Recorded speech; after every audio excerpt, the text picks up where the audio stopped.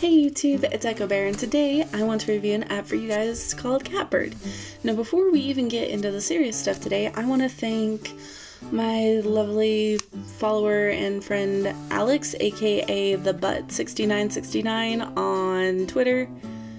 God, I hope that is your Twitter URL. Look in the description for his Twitter account. He does amazing art. You should commission him. Super talented dude. Anyway, he suggested that I review Catbird, and I played it, and I absolutely love it, so let's get to the serious stuff. So, Catbird is made by Rayumi Inc., and as far as the rating goes, it's rated for 9+, which makes sense because there is some mild cartoon death. So if you're willing to if you're a parent watching this and you're willing to let your kid play anything that's like E10+, this is pretty similar to that. And as far as genre goes, this is an adventure platformer, which when they're done right, I absolutely love seeing these games on the iOS and just mobile systems in general. It's an awesome game and I can't wait to tell you guys about it. So let's get to it. So Catbird is a ridiculously cute game. The story of this game is that you are this adorable little catbird, and a meteor strikes your planet and throws you off of your own planet, which also looks like a cat, wildly enough, and you have to go through all these different planets and make your way through these mazes to try to return home. It's super simple, it's told without words, and it's extremely effective. Like, I genuinely love this little catbird so much, he's so cute. But this is, like I said, an adventure platformer. Yay.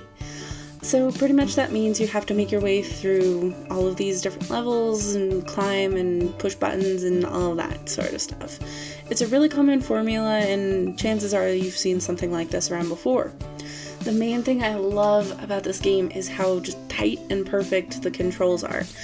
It controls like a dream. A lot of times with these games, like, the controls will be really laggy, you won't have enough time to react, or the reactions will be slow and it gets really frustrating. But Catbird does it almost perfectly. The controls, although, yeah, you're still working with iOS and phone controls, and those are difficult because touch, it still functions wonderfully and just, it's so good and controls so tightly, and it's just really fun to play. Like, the mechanics is that you can jump and then the little catbird like tweets and flaps its little wings and descends slowly. So because of that, you have a lot of control of your trajectory, you have a lot of control over your jumps and falls, and just, it's a wonderful, wonderful game. Just overall, you guys can tell I'm so excited because I'm just over it. But the first world that you go through is really simple. It pretty much just has you going through, learning all of the controls, learning how the game works, throwing some fairly difficult levels at you, and then continuing on. The levels after that get a lot harder, but the game is super forgiving in that it gives you checkpoints on the insanely hard levels, and you also have infinite lives, so you don't have to worry about getting a game over. You just might get a little frustrated from how many times you die. Now, it's not meant to be a rage game, but it is difficult enough that you are going to die quite a bit while playing this game.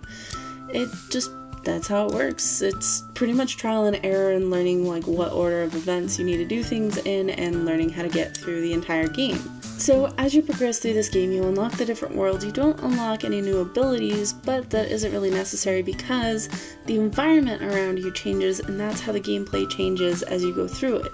You have to deal with acid-looking white water, you have to deal with crushy boxes, spikes, wind that pushes you up as you fly. And a lot of it just works really intuitively. There's really no tutorial to speak of, there's no text in the game, aside from like the title, and that's it. You're pretty much off to your own devices and getting through the game. This is also a game that is currently getting updated with new levels and new worlds by the developer. And it's really awesome because I played through the first 3 worlds on my own. I'm working through the 4th world right now, except I had to restart my phone and I had to replay through all 3 worlds again, so I'm still trying to catch up. But aside from that, this game is really fun to play through. It's honestly worth it to play through all the levels. with a lot of these games, sometimes it gets difficult enough you just kind of want to give up. But other than that, it is a ridiculously fun game. It's super worth playing. I highly, highly, highly, highly recommend it.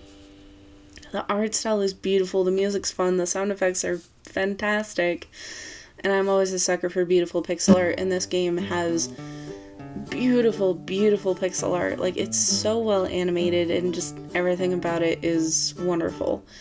So, obviously, because of how much I'm gushing about it, this game is getting a 10 out of 10. I really, honestly cannot find any flaws with this game. It's so good. Please, like, go play this game. It's free, it's ridiculously fun, and just so worth your time. So if you don't play anything else that I suggest, play this one. It's fun. I love it. If you aren't a fan of platformers, sorry. It's still fun. You should still try it. But yeah. So thank you guys so much for watching this video. Make sure to stay to the very end of this video to see more stuff that I've done. And if you guys want to play Catbird, go look down in the description for download links of that game. Also, go look down and go follow Alex on Twitter. He is fantastic. Again, thank you so much for suggesting this game. It was a riot to play. It's now one of my favorite games. But yeah, I hope you guys all have a wonderful day, and I'll see you in the next video. Bye!